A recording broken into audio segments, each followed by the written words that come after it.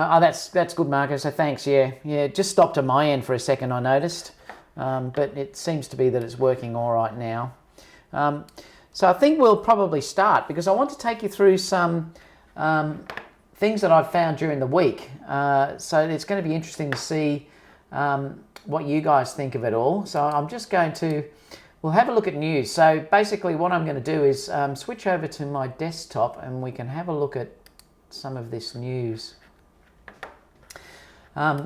So one of the things that I've found that I really tend to think is going to be amazing about the new A9 is the eye autofocus. I use eye autofocus all the time in my weddings and also my modeling shoots that I do. I really only do weddings and portraits, and when I say portraits, most of it is fashion related. I very rarely do other things. Occasionally I'll do things like babies if the bride and groom beg me to do it, but it's clearly not one of the things that I want to do. So I really want to concentrate on doing what I love doing. So I don't tend to do those very much unless couples beg me to do it. Otherwise I'm just not really interested in doing it. So one of the things that I do use all the time, and I found that's one of the best features of the Sony line, is the AI focus, especially if you're on continuous tracking of the eye. If you're shooting very shallow depths of field, it's an amazing thing to have if you can lock focus dead on the eye. And like, for instance, I use the Batis an awful lot in the 35 1.4. If I can be certain that I'm grabbing that eye, that closest eye to me, and I know it's going to be in focus, it's a fantastic thing. And I've found that the eye focus is very, very accurate. If it's showing that it's locked on the eye, I never really have any issues with it not being focused on the eye. So I found it very, very accurate. The thing with it is I've found that the A7R2 and also the A7 line cameras, the eye focus can have issues sometimes if for instance, for me, it has issues when I'm wearing glasses. It also has issues when I'm doing a bride or groom and their face looks away. It can give an issue as well. I've been looking at the A9 and I've noticed that the things that they're showing, it doesn't tend to be affected by those issues as much. It locks onto the eye very, very fast, incredibly fast actually. And even if you turn sideways, the second you're turning your face back again, it's immediately locking onto the eye.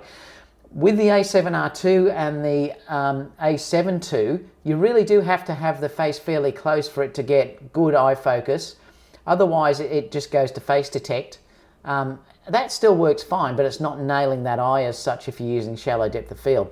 So I found this page that was just posted the other day. Some of you may have seen this, but this autofocus eye test is a Japanese one, and it's incredibly fast. Now I'm going to click on and see if I can grab onto this, and let's see if I can get to it. Because it was incredibly fast, this eye autofocus. So I'm going to just hit play and then you'll be able to see how it's locking onto this eye area. Now naturally it's in Japanese, but it's incredible when you look at this how fast that this is actually catching up on him. It's following him completely around the frame and he's moving quite fast. So what he's doing here is pretty amazing. You'll notice too, if he turns to the side, it goes on to face detect immediately. The second he turns his face back, it's grabbing his eye. Now, I'm not sure how good lighting conditions this is in, but it just looks like it's an indoor location. It doesn't look like it's lit ridiculously, but it's interesting how well this seems to work. And you'll notice the second he turns back, it immediately grabs on his eye. This is a game changer, I believe. It's incredible to see how much this eye focus is locking onto this Japanese gentleman. You know, what do you think about that, guys? Do you think that's much better than what you've been seeing with your Sony cameras at this stage? But I think it's far better than anything I've used so far. But yeah, and you can see he's shooting there continuous. You can see by the black frame around it, he's shooting with the electronic shutter there. So if it does work as it's showing here, it looks like it's amazing. Now clearly I can't read what they're saying because it's in Japanese, but I just thought that was a really interesting article. So let me know what you guys think about that. Let me know if you think that it's an advantage for the way you guys shoot. Let me just quit that.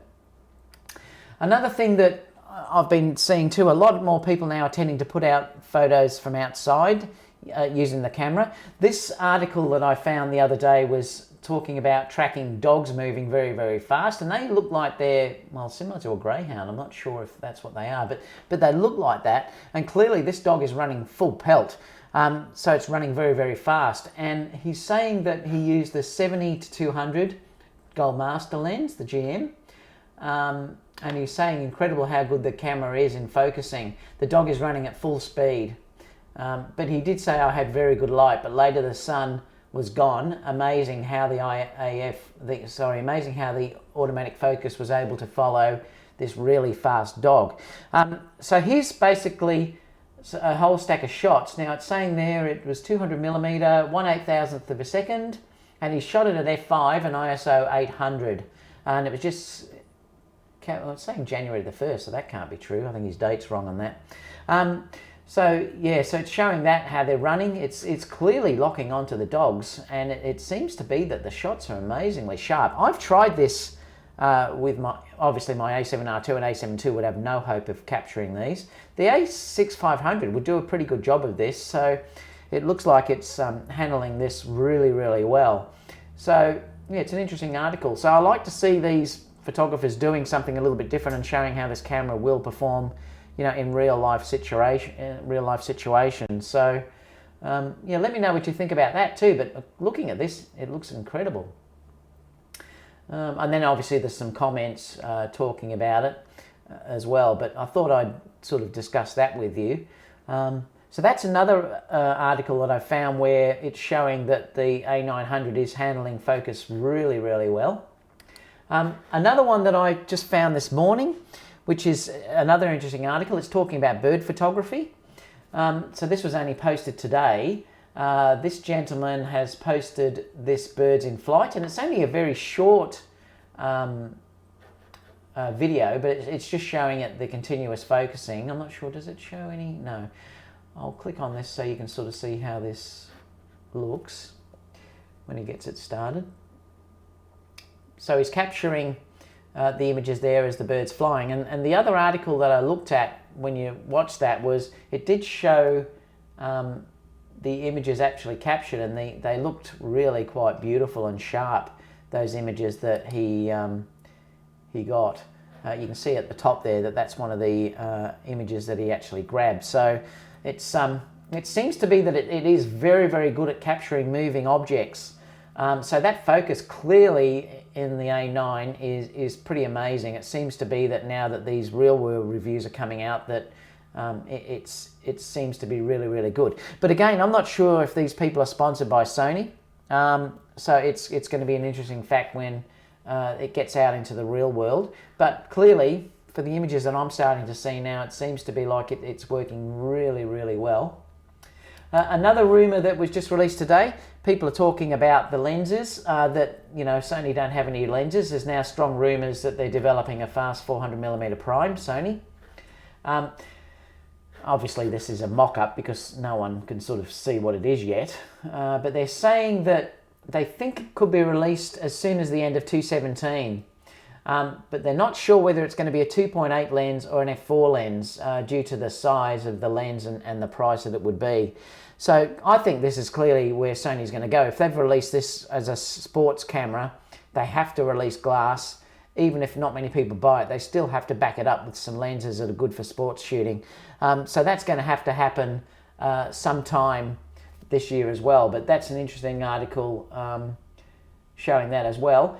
I'm not convinced. Now, if any sports watchers do watch this, let me know if you really think that a 2.8 lens is actually necessary nowadays. With the fast ISO that these cameras can go, is an f4 lens good enough? So let me know what you think about that, guys, because I'm really interested in this. I don't shoot sports, so I can't comment about how that is, but I do shoot weddings with an f4 lens, the 70-200, etc. And I've found that I can just crank the ISO up, and to be totally honest, it's very rarely is an issue. But let me know what you think about that, whether you think it is actually a problem and it has to be a 2.8 lens.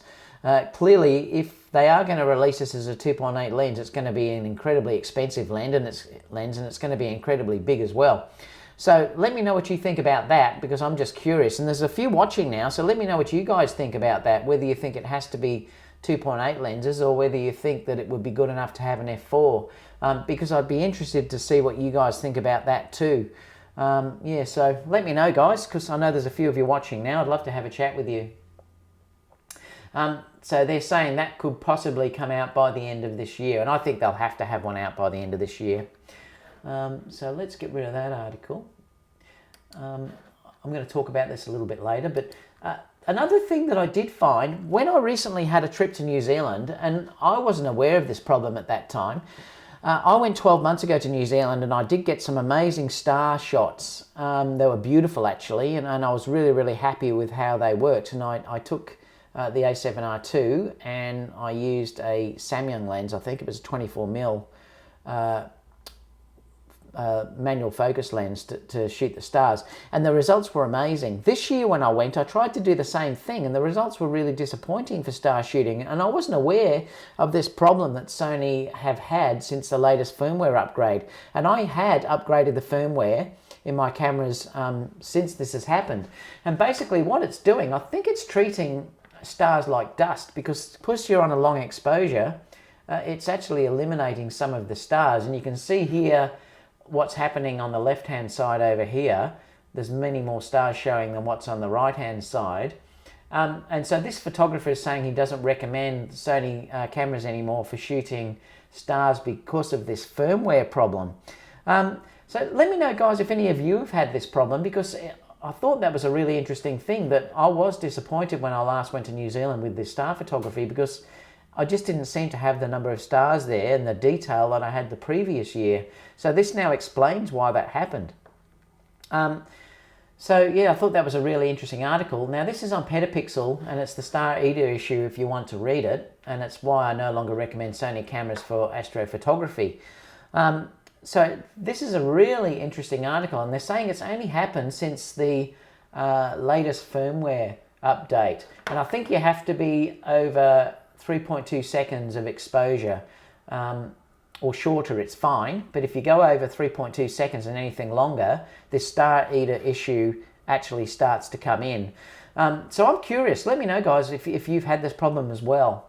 But yeah, I think that's a really big issue. I think Sony have to address this issue, because like I said, I was affected by it, and I didn't even realize what was going on. I just thought it was my technique for some reason had changed, or something was just wrong. But it was nowhere near the quality of what I had the year before. So if I can find those images, I will show you one day, because I'll give you a look at how they have changed and how disappointed I was with the long exposure photography. Yeah, it's a really bad issue. So throw me some questions, guys, if you are watching. Let me know where you're from. I'd love to say hello to you all. So that's an interesting issue. So I'm hoping that Sony fixed that fairly quickly. It should just be a firmware update. So I'm really hoping that that's addressed really, really soon. Yeah, so that's another interesting article. There's another interesting article here that I've read, which is not related to just Sony. It's more related to just whether you shoot JPEG versus RAW. On Petapixel, they had this really, really great article about shooting RAW as against JPEG.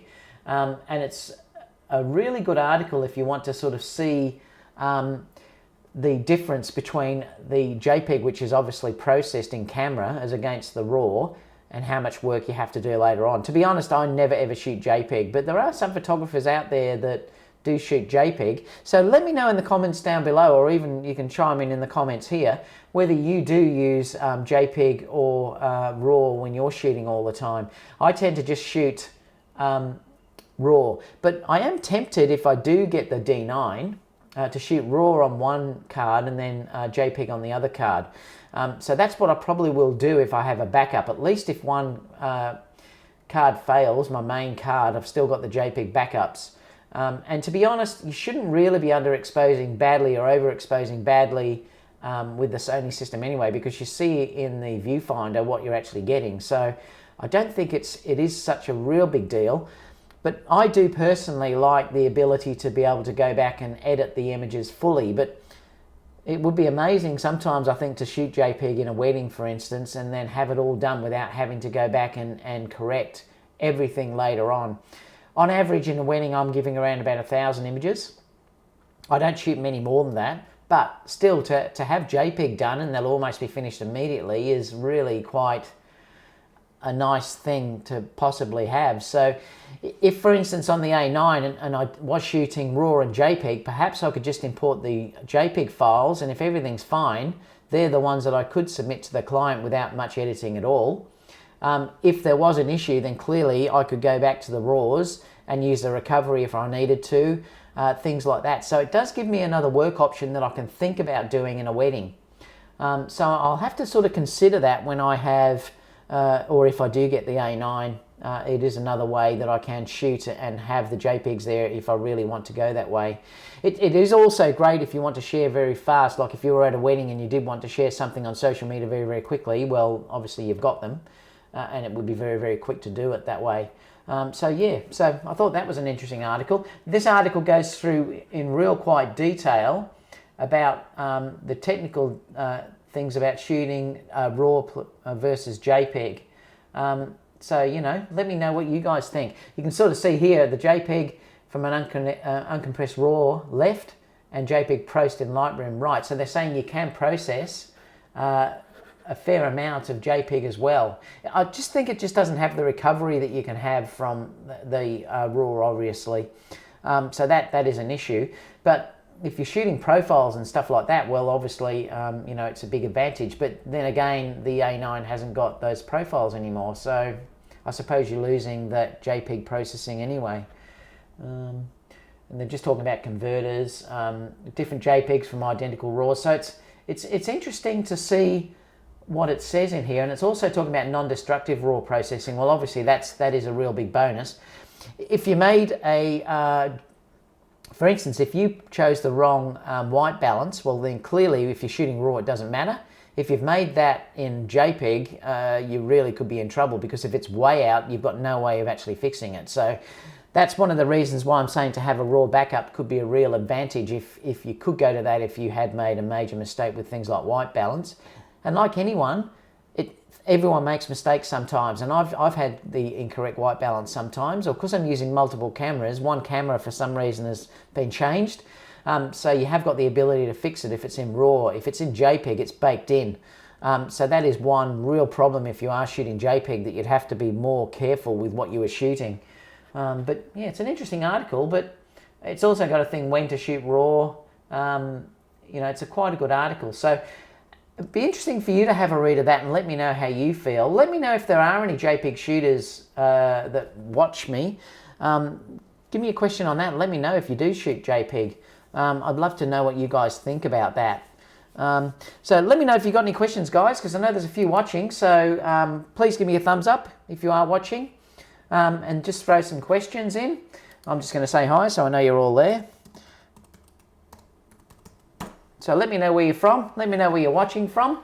I love to have conversations with you guys, so just say hi. One other thing that I wanted to talk to you about was this article that I had sent to me yesterday by Profoto. Now, a lot of you obviously are not going to be interested in the Profoto side of it, but I just wanted to talk to you about what they've just done for people with firmware. It's incredible. I just wish Sony would follow this principle. Profoto have just released a new B1. It's called the B1X, and it has a few more features than what the B1s that I have got. Hi, is it Jai from Singapore? Hi, mate. You've ordered the A9, have you? I'm still deciding whether to get the A9. So yeah, have you pre-ordered it, mate? Let me know.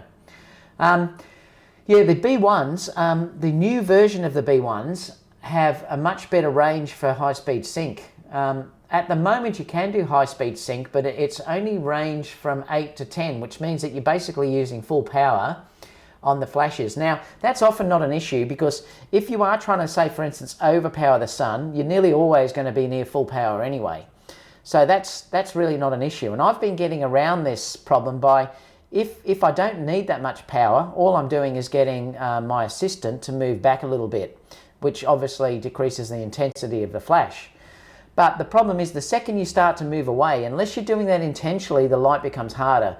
So that's fine sometimes in fashion. You want that really hard edge type look.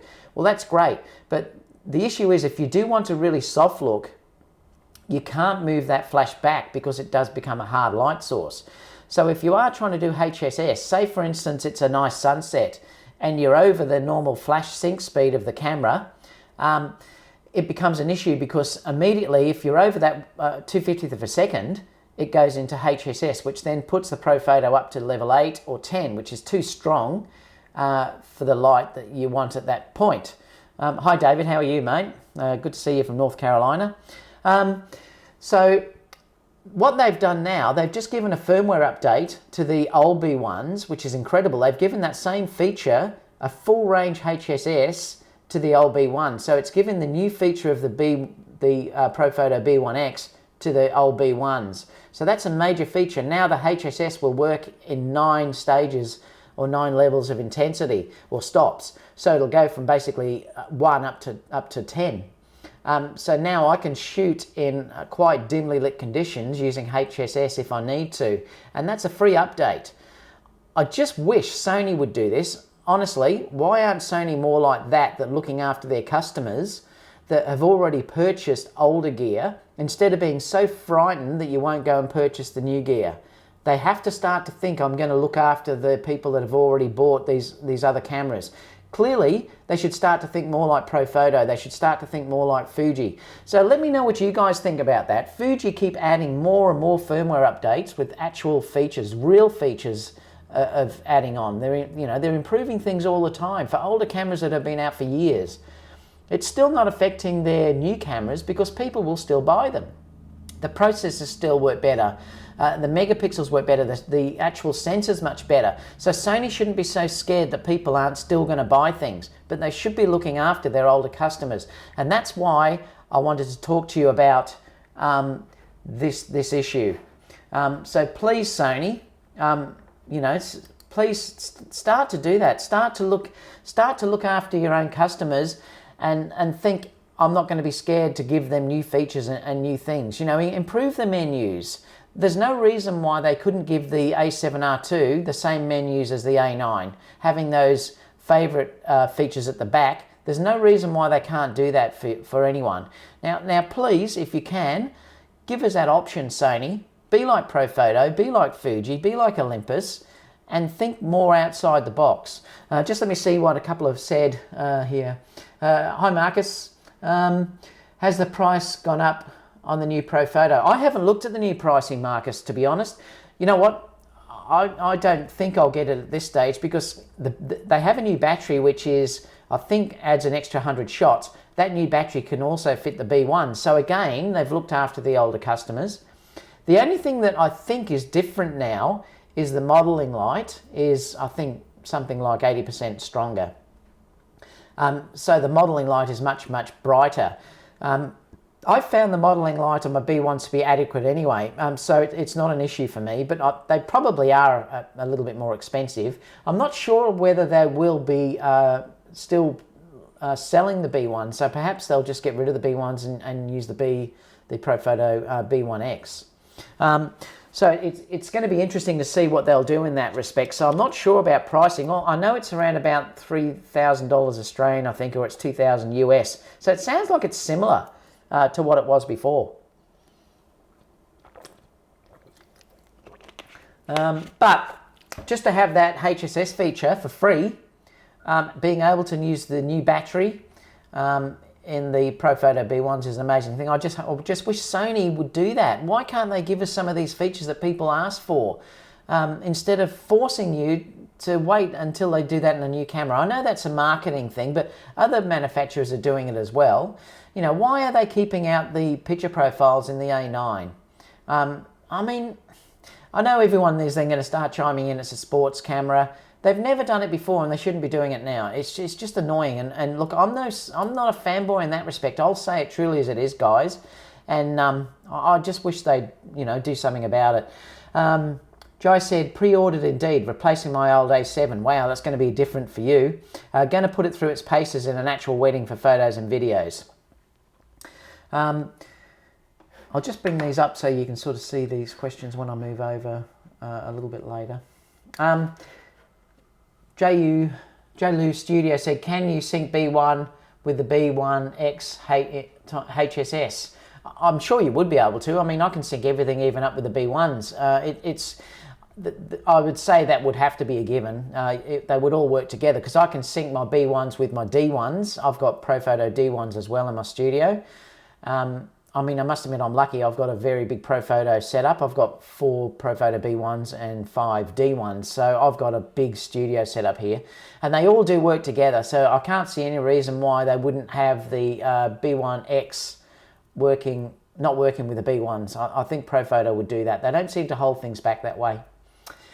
James Johnson said, just purchased the A6500 and the 18-105. Any suggestions for ND filters and brands? If you go to my kit, James, I've got ND filters in there, I think. And I also discuss it. If you go back to my last video, I showed a filter attachment that fits on. It's a magnetic filter attachment. You can look at that. That was I think in my previous live video or the one before. I can't remember. But yeah, they're all listed there. Tiffin are always a good ND filter. So they're always great, and I've got a few of those. I've got a stack of different ones, but I think if you go to my kit, it will be there. If I haven't, message me later on, and I'll get back to you the ones that I use. So I will put that in.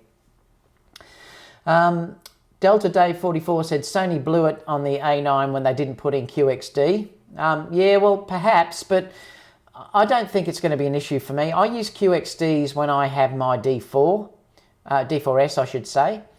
Clearly the buffer would be a lot faster if they did that. But I don't know, for me, I'm not worried about that writing to the buffer. I think for me and the average shooter, you're never going to go outside that buffer range anyway. So I think they still wanted to keep it small. I'm still happy that it is small. If they went to QXD, then clearly they'd have to have it as like the A99 too. You'd have to sort of go up to that camera body size, Delta Dave. But I mean, mate, I can understand what you're saying. It would have been a lot faster in the buffer if they did use that. Yeah, so I can understand that too. What else? J. Lou said, did you try the B1 with the D2? No, I haven't used the D2. I've only used the B1s and the D1s. So I haven't used the D2 flash systems. That's the one that I use. I'm totally sort of happy with that at this stage. And to be honest, the B1 can shoot 20 frames per second. It's incredible. I mean, it's unbelievably fast. As long as you're shooting on the low settings, it will keep up with 20 frames per second. It's just a beast. Delta Dave said, do you think the next iteration of the A99 will have QXDs? Probably. That's if they have another one of those cameras, Delta Dave. I'm not sure that they will. I've got a feeling that the A99 too is probably it for it. But it'll be interesting to see that. Everyone's raving about that body, and I don't think that gets enough credit for how good that camera is. I'd love to try it, but I've gone down, like I said, I wanted to minimalisation, everything for me. So I wanted everything as small as possible and as light as possible. So that's the reason why I've gone to the E-mount. But clearly, the people that are using the A99 too rave about it. It's if you like that bigger feel of a camera, it's amazing. I can't really understand why they never put QXDs in the A99 too.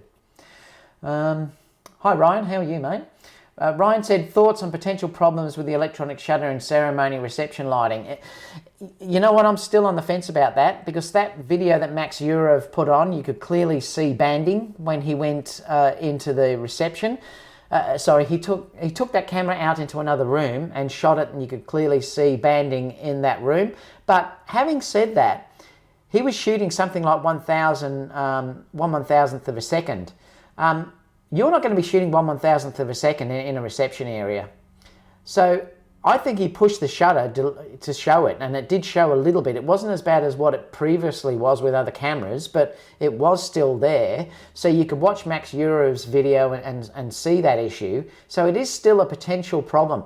I wouldn't be using this camera in a wedding reception at the moment until, when I say at the moment, with electronic shutter, or in a ceremony, until you tested it well beforehand. For God's sake, don't go and buy this camera, go immediately to a wedding and use electronic shutter under these varying lighting conditions in a paid situation. Try it first. But if you're using normal shutter speeds, if you're using 1/25th of a second, etc., I don't think it's going to be an issue. Now remember, if you, in Australia, our lights flash at 50 hertz, so you won't get banding if you use 1/50th of a second or if you double at 100. So as long as you do use those multiplications, you're usually okay and you won't get banding at all. They're the tests that I've done with the A7R2 and it's been fine. So you can work around it, and Sony are saying that this camera is meant to be much, much better with this banding issue. So I'm just being honest, I haven't used it yet, so I can't say. I hope Sony's telling the truth. But clearly Max Urav did have an issue when he pushed it in that low light situation with lighting. But like I said, he used 1/1000th of a second. You're not going to use that in a reception. You're going to be down, 50th of a second or 100th at the most if it's in a low light situation. Otherwise, you're cranking your ISO up to some ridiculous figure. So it's going to be interesting, Ryan. If I do get it, I'll certainly let you know. The thing with me is I'm still undecided yet, but if I walk in that camera the day it's released, knowing me, I'll buy it. But I'm still waiting to see. Paul Pure, how are you, Paul? No, I haven't tried the A99 too. Like I said, for me, I'm locked in totally now to the E-mount. If I hadn't, when I sold my Nikon gear and I moved to the E-mount, I've gone completely that way with native lenses and everything. If I hadn't done that, I'd love to try the A99 too. But to be totally honest to you, I think that is probably an amazing camera, but I just can't have two systems anymore. And it's just not worth me having two complete systems, so I'm staying with the E-mount. But everyone that's talked about that camera raves about it, so it must be a really, really good camera. JLo Studio said, did you see the new 100th anniversary Nikon D5? I'm thinking about getting that instead of the Sony A9. No, I didn't. What was interesting about that? Have they improved the ISO? Because apparently the ISO on that is terrible. If you're shooting at the lowest ISO ratings on that camera, it's not good at all. So that's an issue that I think has to be addressed with that camera. The other thing with that camera is you have to shoot high ISO. It's amazing. But on low ISOs, it's actually worse than the D4S that I had. So yeah. The other thing is you have to be...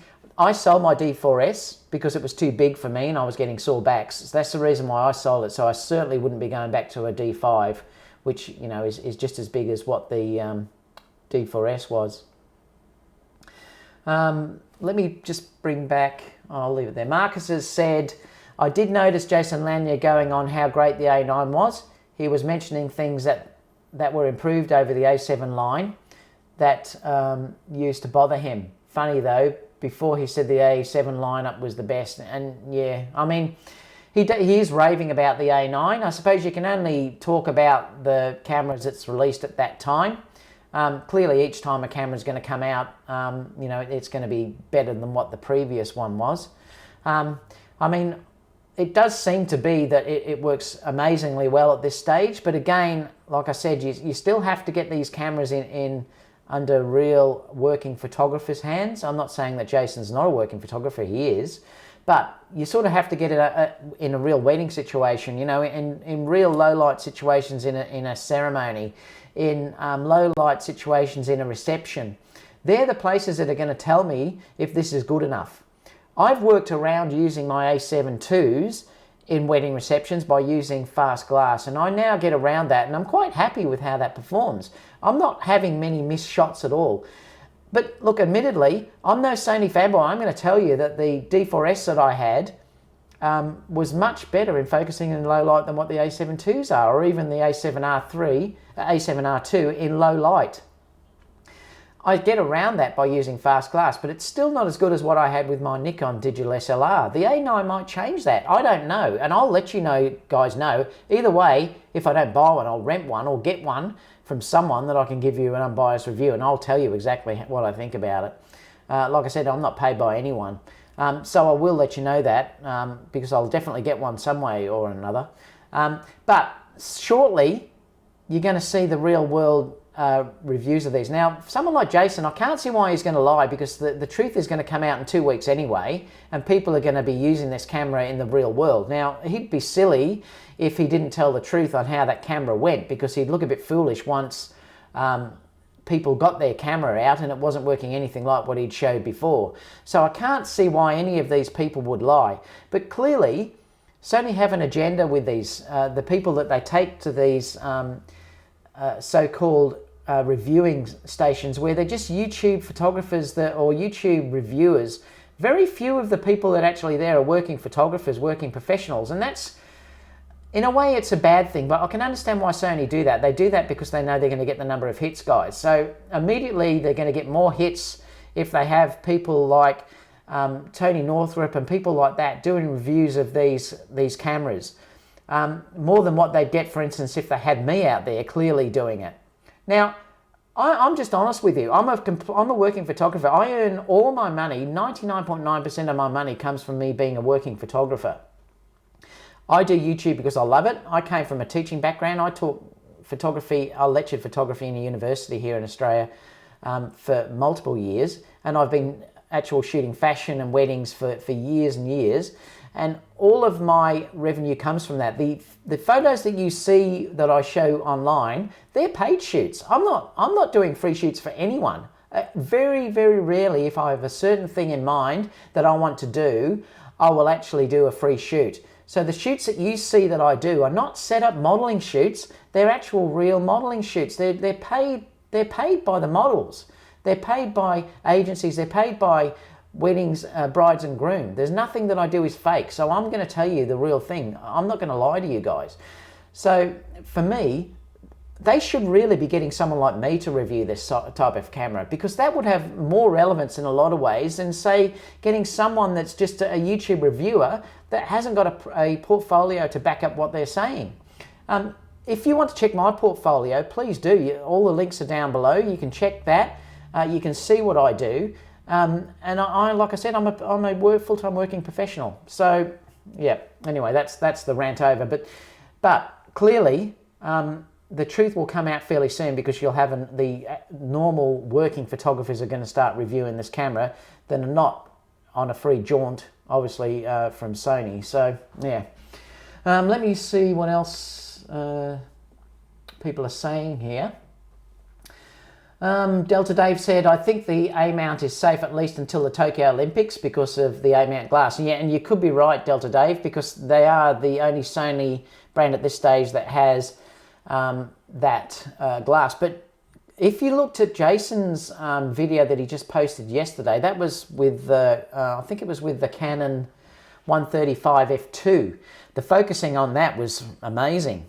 So if it works the same way on their long lenses, there's actually no reason why they can't use the Canon glass adapted to the A9. But let's see what happens the end of this year with that. Marcus said, doesn't the 100th D5 just have different grey and comes in a box?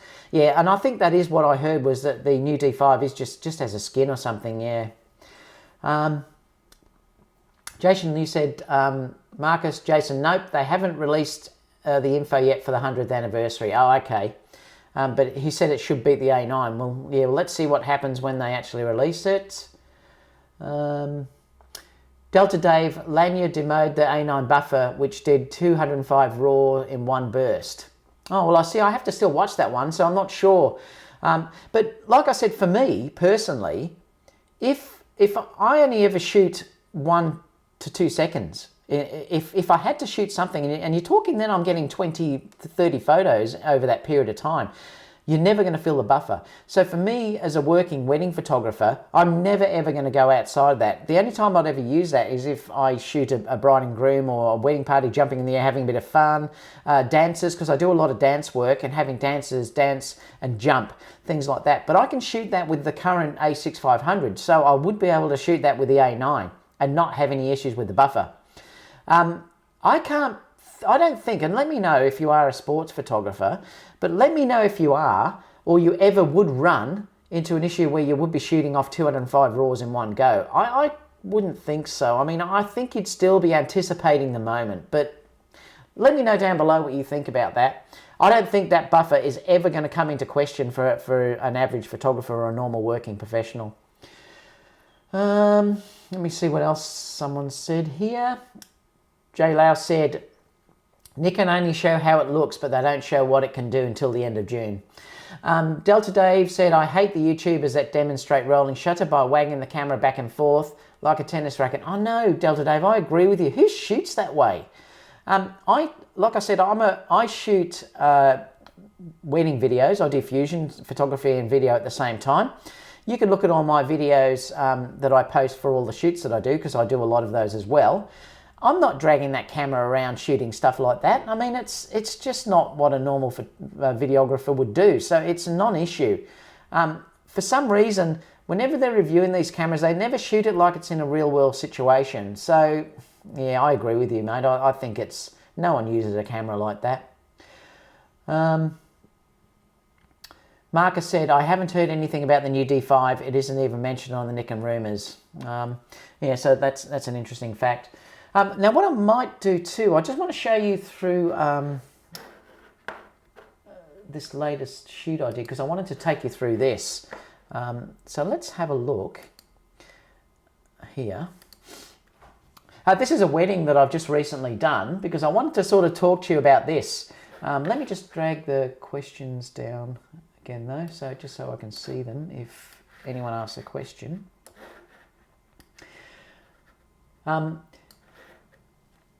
Yeah, so this is Casey. Basically what I was doing here, I just want to talk to you about how I go through my wedding process and the things that I think about when I'm actually shooting a wedding. You can see that she's lit. There's a window actually on this side of I'll bring out a thing so you can actually see what I'm talking about.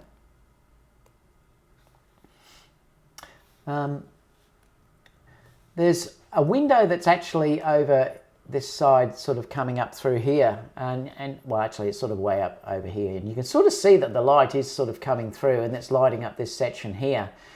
It is fairly backlit as well. So what basically, let me just cancel this for a second. There's no flash being used actually in this. This is totally lit from the light that's coming in through the side. And it is fairly backlit, so I'm actually quite happy about this, that, you know, it is actually sort of lit from the side. Sometimes what I'll tend to do though, I will light things up where basically it's like this. And I have edited this. I've actually drawn these light beams. They were actually there a little bit quite lightly, so they were actually there coming through the window.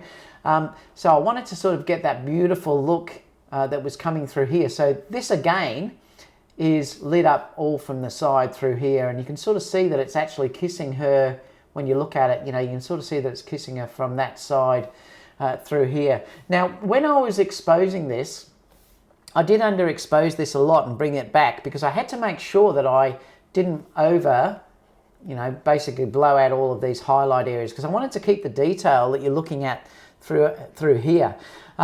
So basically what I would do in this situation is I would underexpose it and then bring it back in post a little bit later. And I have shown that how I work before. Let's have a look at another one, because I'd like to show you this one. If we're looking at Casey here, this is the shot, but if you look at how it's done, I can actually show you what's actually going on here. I do like to use natural light quite a lot. And you can see that she's been totally lit basically from the light that's coming from behind me here. I'm shooting I think it's the A7R II here, and I'm using the 85 Batis. So, you know, it gives a beautiful look when you're looking at it, that it gives you that gorgeous soft light that you're seeing through here. You know, it gives you a lovely type look on her face. Just make sure that her chin is lifted up nice and high. So you've got to get fairly high up to get this look. Sometimes I'll be standing on a chair. Sometimes I'll even be standing on a ladder, something like that. It's so important to get the face right up. If you don't do that, it doesn't sort of elongate the neck. It gives that beautiful look underneath the chin, so you get nice lighting through here, you know, and it gives you a beautiful light. So yeah, that's complete lighting from daylight. So it does give you an idea about how you can shoot just with daylight and bring the face right up. And I'll guide them with my hand. I'll usually sort of lift my hand up and show them how far to lift their face up. Another one here that we can look at, I like to grab some natural images. You know, I'll often get them to lie down on the bed. Sometimes with weddings, it's really, really good if you can get them to look at each other, you know, crack a little bit of a joke, because they're more natural, and brides tend to love these types of images. So if you can, get them to interact with one another rather than just looking at you. You know, it's a really good thing to get them to do, and they're always really, really nice, natural type shots. This one here, I've taken her in a room that is lit completely, well, I shouldn't say it's lit completely there because it's not. I'll tell you how I did this one. This is lit from this side bit here, from this window. So she's getting that nice light that is sort of filling her. If you'll notice, it's given her a nice fill coming through here. So it's given her a lovely fill through that area. The issue is that because this room was so dark, that you lost all of this area through here. There was no detail. And remember, the thing to do, guys, when you're trying to get a nice wedding image, you've got to try to always have something, a detail in the shadow. If you don't have that, it can look quite harsh, and you do want it sort of a nice soft type look on the image. So what I had here, it was still continuous lighting, but basically I had an ice light which was just in this section. You can see that there where it's partly lit up, but that ice light basically just gave her that soft fill in this area that lit it up. If I hadn't had that, it would have been a complete contrast. This side would have been lit up, and it would have been completely black all on this area, and there would have been no detail. So try, if you can, to think about that when you're shooting. Try to think about, I always make sure, especially with brides, that the most important thing to keep is the highlights. You do not want to blow out those wedding details. So the really important thing is to keep that if you can. But the other aspect is, so your image doesn't look so contrasty, try if you can to keep detail in the blacks as well. So let's go to the next one, and I'll show you again what I've done here. This is a similar one. Again, I've tried to get a nice soft look with this one. You can sort of see that again, she's being lit up mostly from the light that's coming in through the window, which gives her that nice fill through this area through here. And it does give that lovely soft look, sort of what's going through. Let me know if you have any questions about this, guys, because I'll stop doing what I'm doing and I'll answer your question. But again, you do have to watch what's going on with this fill in the background here. So again, I've just used a couple of ice lights, and you know, there was one sort of held here and one sort of held here by my assistant just out of the frame that did light up this sort of section coming through here, just subtly, but it gives you enough of a fill to let you see those beautiful, that detail that's in the shadows there. And the lovely part is, I've exposed, basically, when I was doing this, I've exposed for that tiny section there in her face because I wanted to keep that from blowing out. So, can anyone guess the type of, you know, what type of metering would I use for this? Let me know if anyone can sort of guess that to see what you think, how I would have grabbed this shot in metering it. So, yeah, let me know just down in your comments down below if you think you can guess what metering I used to grab that. Another image that I've got here, which, let's have a look at this one. Here's me shooting. Now I've got, this would be the A7R2, and it was the 35 1.4. Lets me get nice and close to the actual groomsman in this case. And you can sort of see that I'm focusing, basically when I'm doing this, I'm actually focusing just on this because I want to just get these. So I'm actually probably focusing around about there because I'm shooting at 1.4. I always like to shoot these really, really nice and shallow because I love that look that you tend to get with the full frame and shooting nice and shallow. And then the shot that I get out of that is this image, you know, just bringing their J. Lou, you're right, spot metering. Great work, mate. Yeah, so I was using spot metering. So if we go back to that image here, I'll use that spot metering right on that highlight there, and that's what I'd meter on. If you use evaluative, it will meter everything overall. I tend to put it on spot metering and just go straight there. But the advantage too, with the displays, your actual live display through the Sony cameras, it's not such a big issue. I mean, you can sort of see what you're getting in the camera anyway, but yeah. Another thing that I love to get when I'm shooting brides is, something that's a bit more fun. This was obviously in a vineyard, so I got them to pick off some grapes and start to feed him, and initially they were a bit hesitant to do this, but once they grabbed the grapes and started doing it, I got some amazing photos.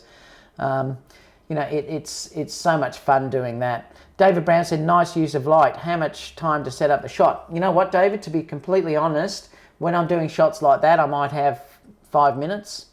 I'll walk through the venue. This was an old house that was connected to Brown Brothers Winery in central Victoria here.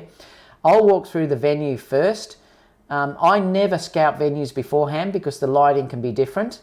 I'll just do it on the day, and I'll know the second that I look at something what I want to do.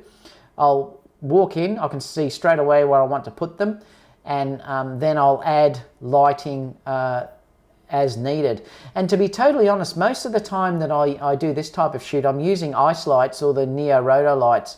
I tend to use the ice lights probably a bit more than the Neos, but because the ice lights tend to be softer, and I'll just add the fill with the ice lights to give that beautiful fill. So that's how I'm doing the lighting. I'll look at it straight away and then I'll work from there. But being a wedding, you don't have much time at all to get through things. So, probably 5 minutes per shoot, per location. I'll bring you back to this one. Yeah, so like I said, it's sometimes doing things that are spontaneous like this, you get the best images. Try and get the bride and groom to do something a little bit different, and they're the images that they end up adoring later on. And we had so much fun with this. She kept feeding him and he had it all over his face and everything else, and it just makes the day a bit of fun.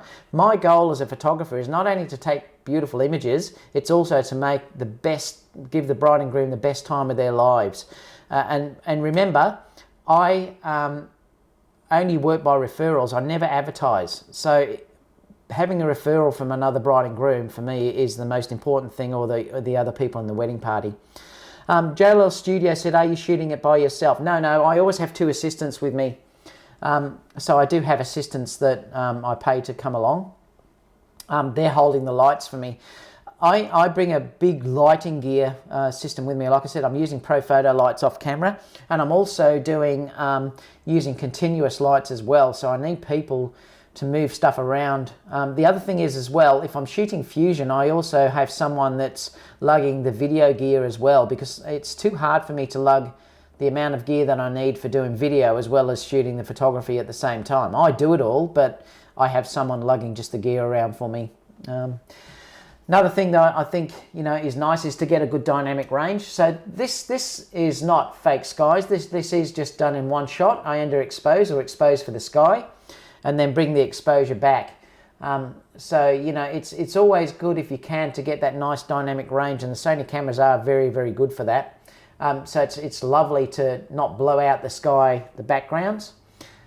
This was shot later in the day. Again, have a bit of fun with the bride and groom, or the brides, have them throwing things up or just having a bit of fun, and it makes it easy for them, and it makes it much easier for yourself later on. It makes things so much more fun if they're having a good time. And sometimes if you're having an issue with the bride and groom, they're a little bit shy. Once you start to do this, you get past that very, very quickly, and they have a good time. Delta Dave said, when you're outside, do you ever use a reflector to bounce light back in? Very rarely, Delta Dave, because the issue is using reflectors, it's blinding.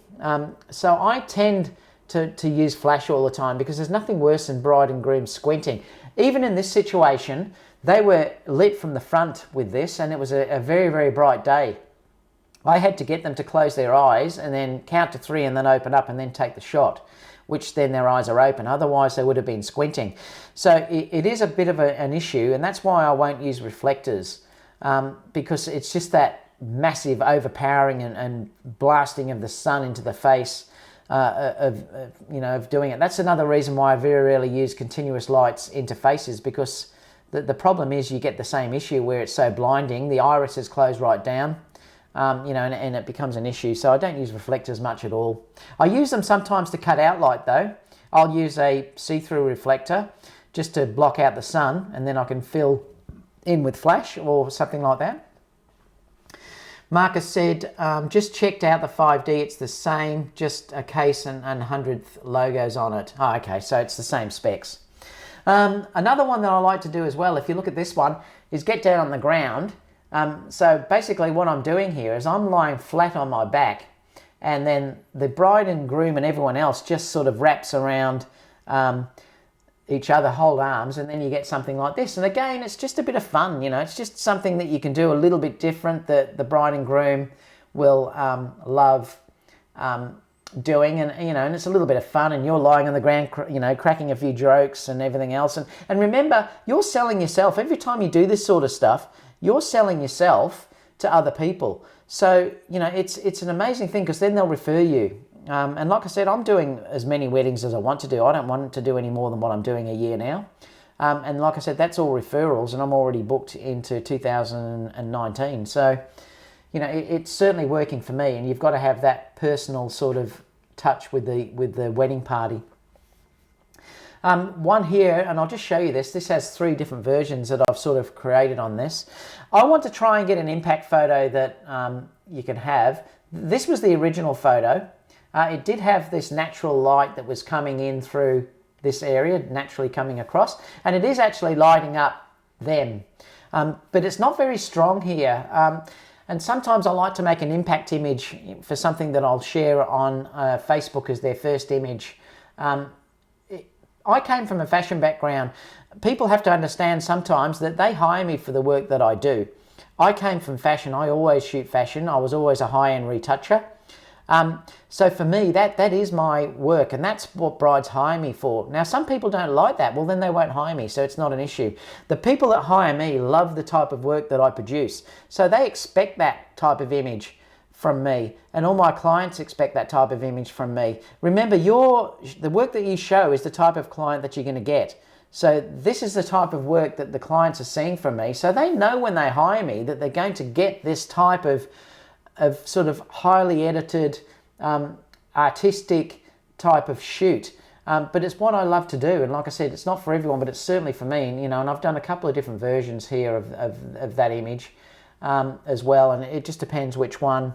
I actually like this one because of these light beams that are sort of coming in through the side here. And I had the bride and groom obviously just kissing. I had to make sure that the shadow, it's reflecting in the water down here. It's just an interesting thing that you can sort of show the bride and groom. This was another shot that I did. Again, I underexposed this. I basically went for, this was incredibly harsh light. So I wanted to make sure that I could keep all this detail in the sky. So I did just expose for the highlights in on the bride's dress down here to make sure that I didn't blow those out. Again, you do lose your shadow detail, but you can pull that back in because there's so much dynamic range in these cameras, and I've sort of pulled that back later on. And this was just sort of 3 separate different versions of editing this image, depending on how much I wanted to actually go with it. The last 2 that we'll look at obviously is this one. This was a shot of the car. The bride actually drove this car up to the wedding venue, which was really, really good. Usually they buy a limousine, but this was her mother's car, I think, or something. So she drove this car, and I got some great photos of her actually in the car and stuff like that. I love these Fords, so I got them, and they adore the car, so I decided to grab them with the car as well. And one thing that I'll always do at the end, which is really quite cute, is to try and grab a photo at the end of the day with the bride as well. I'll try to share this at the same time, and I love to have that relationship with them. Remember, if you go with the wrong type of attitude and you're a wedding photographer, you're never ever going to get referrals. You almost have to go over the top on the day. I don't go and stupid and drive them nuts, but I'm happy enough to be there and to enjoy my day and make it fun for them, that I'll always get referrals, and I always do. So it's it's an interesting thing that you can do. So let me just bring this back up and we can have something. So any other questions, guys, before we call it a day? I'm just going to drop back over to here. Yeah, let me know if you've got any other questions before we finish, because I'd love to answer any questions that you've got as well. Like, clearly, if you haven't, please give me a thumbs up. It helps support me. And remember, all the gear I use is listed down below, so you can check the gear I use. And one day I will do this in a live thing. I'll take you through all the gear that I actually use. Delta Dave said, do you leave business cards or wait to be asked? No, I don't leave business cards. I usually just wait to be asked. I did it when I first started years ago, and I ended up losing them, and people took them and never got back to me through them anyway. On my jacket, just let me switch back. I'll show you how.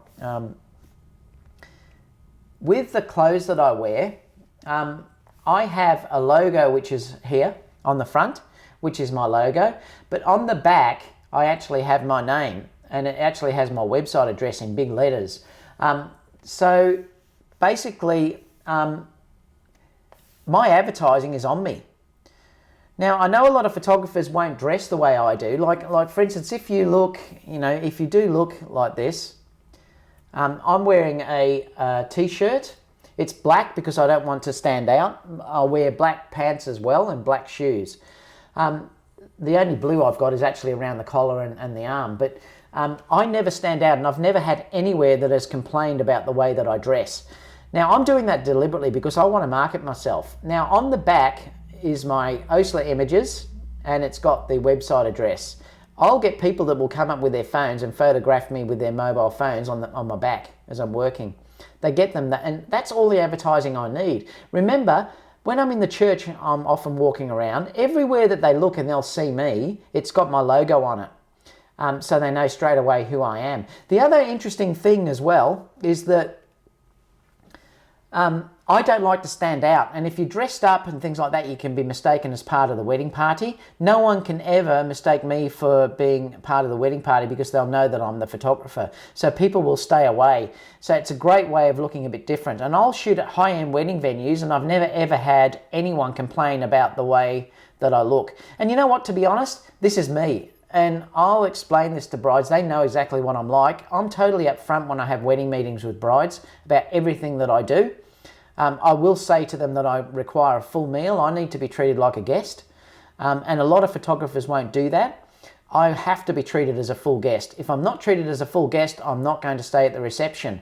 And I'm quite firm, but you know what? I know my work backs me up, and I know it's not going to affect the amount of brides that come to hire me. So I always make sure that I'm wearing advertising on me. I always make sure that I get a full meal, and I always leave the reception at 9 to 9:30 because after that everyone's drunk and I don't want to be there anymore. So I'm always upfront about how I work, and I tell the brides this in the wedding meeting, and I also discuss it in my contract as well. Maria says, I'll come back after I finish my sleep. Yeah, I know it's late for you guys, isn't it? Where can I see more photos of your work on the A6500 plus the 24? Well, I've posted quite a number of them now on YouTube. If you follow the videos there, you'll see quite a number that I've put now with the A6500. There will be more coming up too shortly. That's my favourite combo, the 65 and the 24mm. I just adore that. Travel, I love the 18 to 105, obviously, but I'd still take my 24 1.8 lens as well for low light stuff. But yeah, I just adore that. I'm filming this with the A6300 and the 2470 f4. So that's what's filming me at the moment on this. I'm quite happy how that combo works as well. I'll keep that, and I'll use it as a second camera when I'm shooting weddings. But yeah, I love the A6500 IS. It's a great combo, especially with that lens. It's amazing. Marcus said Dalesford Lake. Yes, Marcus, it was that one. And I'll do a few more from there. I've got a few more still to put up from there as well. I think I've done some with the A7R2 as well. But I've got a few more videos that I've got to post from there yet. So I will post some of those too. Delta Dave said, how many bodies do you typically take to a wedding? I take two A7 IIs. I take A6 300, the A6 500, and the A7R 2. So I take a lot of bodies, Dave. But you know what? I always like to be over than not have enough gear, and especially if I'm shooting fusion, it ties a few cameras up as well. Some are used for shooting video, some are used for shooting stills, so I do take a lot. I will one day, I'll actually show you what's in my bag, because I'll do a what's in my bag and I'll show you that. Now the last thing that I want to go through is I want to show you a couple of things that I take that's in my bag, because I love these things and I love to show you about the gear that I'm using. So the first thing that I actually want to show you is this little article. Let me switch over. This is fantastic. This little article here is with backing up. You've got a problem if you're only using one card in the Sony cameras. I know everyone says, why would you shoot a wedding if you've only got one card and things like that. Well, it is an issue with Sony that you can't back things up because you haven't got two things that you can actually back up. So I bought this device and it's a color space. I think the battery's flat though. I think I haven't used it for a while. Yeah, I think it is. Oh no, there you go, it's booting up. This has, if you look at it, it's got the compact flash card and it's also got the SD card underneath here. But this is the screen. So basically, as I'm working, this has a hard disk drive in it. I think it's a 200 megabyte drive, a gigabyte drive, I think. But you just put your card in and then import them into this device. And then once they're in there, you can actually view the photos. You can connect this by Wi-Fi to your things as well. It's also got to recover. I've never used that, but it will recover a corrupt card. And if you want to view the photos that are in there, well, basically you just go into Photo, and then you can actually, let me see if I can find something. I'm not sure if there's anything actually on here. Let me go back. I should have made sure I put something on here. Oh, there's a couple there. It will take you raw photos as well as JPEGs. So it will take those, and obviously if you click on them, you can actually see them in the actual device as well. You know, and it's really quite small. It's a great unit. So what I'll tend to do is at the wedding, if obviously I'm using cameras that are just using one, like the A7R or the A7 II, or if I'm traveling somewhere and I haven't got enough cards with me, I can actually download the images to this device. And this works fantastic. So this is the Color Space UDMA2. It's a great device. You can take the back off and upgrade the hard drive in it too if you want to. But yeah, it's great. So, you know, it's really, really good. Paul said, do you use a second shooter? Yes, I do, Paul. I always have a second shooter, capturing areas or using the long lenses and things like that, walking around, always. So yeah, I'll always have a second shooter. Jay Lau said, what the estimate amount of photos do you normally shoot for a wedding event? I usually shoot around about 1,200 per wedding, and I'll end up giving them between 800 to 1,000. I shoot quite slow, and I'm quite meticulous with what I shoot. And you know what? I'm even going to slow down a little bit more. I explained to brides it's better to get 600 to 800 images that are amazing than 2,000, 3,000 images where everything looks the same. Do you ever post images to social media during the wedding reception? No, I don't, and I should, Dave. I probably will start doing that soon. So that's one device that I wanted to show you. The next device is this. I've got a couple of different battery backups that I use.